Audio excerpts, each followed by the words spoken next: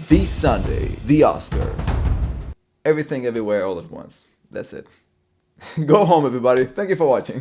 Just kidding. But look, I don't want to show off or anything, but I'm been doing pretty good with these predictions lately. Predicting last year's surprise, Coda, nailing almost 90% of the nominees this year, and also predicting the World Cup winner, a completely different genre.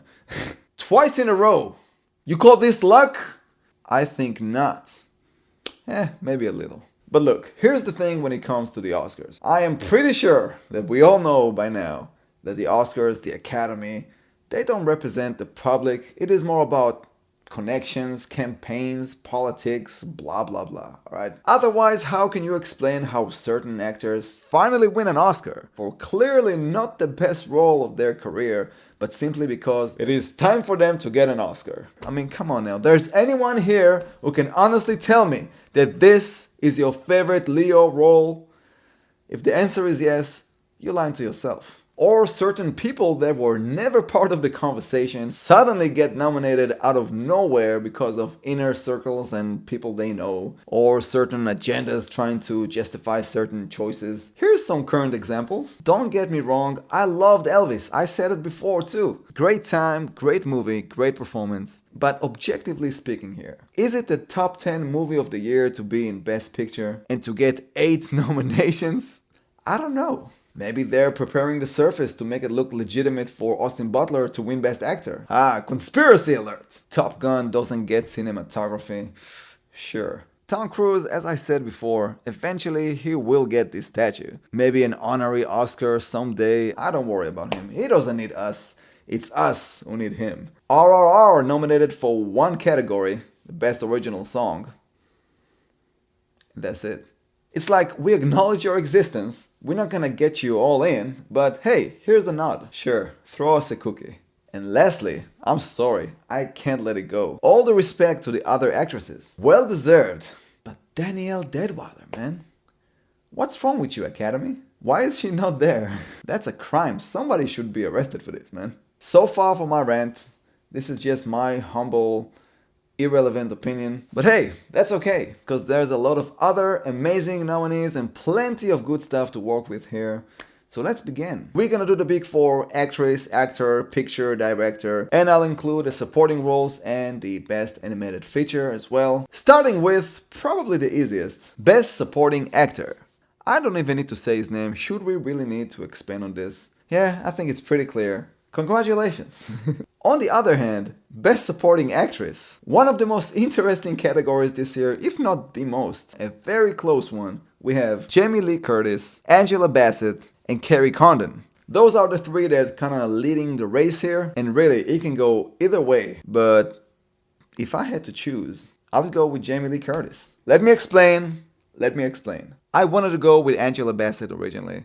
She killed it. However, it was very short, and unfortunately, we didn't get to see too much of her. And then I was thinking about Carrie Condon, the bright light of the Banshees, the only normal character in this film, the voice of reason, very likable, she's a safe bet. But when I really think about it, years from now, when Everything Everywhere will become cult following, pop culture classic, in a way it's already is, Jamie Lee Curtis, as the IRS lady, will easily be one of those memorable, unique, terrifying, and funny villains. I may be wrong, probably, but hey, that's just my personal choice. Here comes another tricky one. Best Actor. This is basically a face-off between Brendan Fraser and Austin Butler. Colin Farrell will be like, "Hi guys, I'm here too." Who are you again? Brendan Fraser is so loved, getting so much support from everyone. There's no doubt this is the Oscar role of his entire long career. However, I will feel very bad if we live in a world when Rami Malek, much respect, getting an Oscar for playing Freddie Mercury, while Austin Butler did a slightly better job playing Elvis in a slightly better movie. But again, that's just my humble opinion. Anyway, this is the toughest for me. I have no idea who's gonna win this. It's really a coin toss. You know what? Wait a minute. Yeah, I was about to flip a coin, but I don't have any coins here. Anyway, I'm going with Austin Butler, man. Best Actress. So, Remember about a month ago when I told you that Kate Blanchett is pretty much a safe lock to win this thing? Well, what do you know? A lot has changed since. It's like the entire world has finally discovered Everything Everywhere All at Once during award seasons, and now this movie is getting so much strong positive backwind. And you know what? I am not mad about this at all. It seems like Michelle Yeoh is finally going to win her first ever Oscar, but you never know, Kate Blanchett is still going strong. Let me put it this way. If anyone else but those two wins it, it will be as big of a surprise as the fact that Danielle Deadwyler is not here on this list. Anyway, I'm going with Michelle Yeoh. Kate Blanchett already has 2. She's gonna be alright. Best Director. You know, the fight should have been between the Daniels and Steven Spielberg, but at this point, I can't see anyone taking this award away from them. This is the year of the Daniels. Best Animated Feature. In a year with so many great, fun, and charming animated films, Pinocchio, the good one, stands out.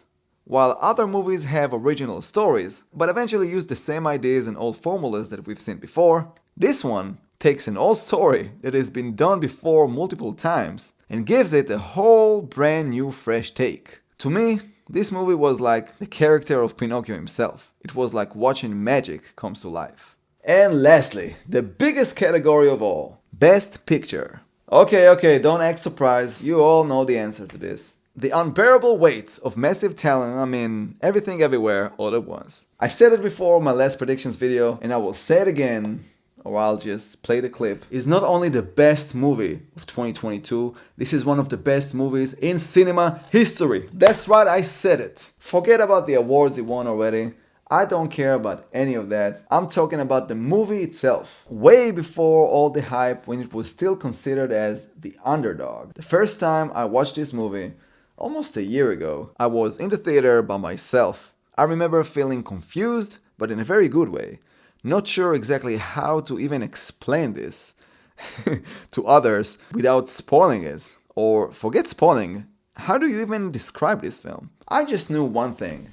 I have never seen anything like this before.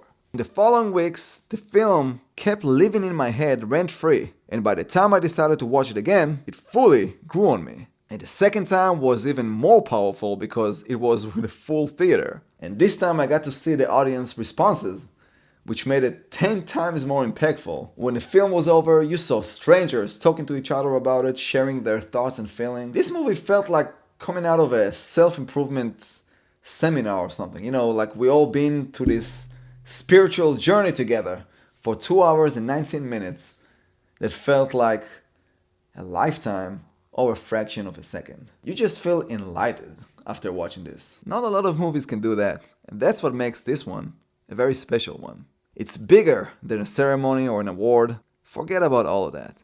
Just go watch it. That's it. Those are my predictions for the Oscars. Join me this coming Sunday. I'm going to watch it live right here on this channel. You are more than invited. Popcorn is on me.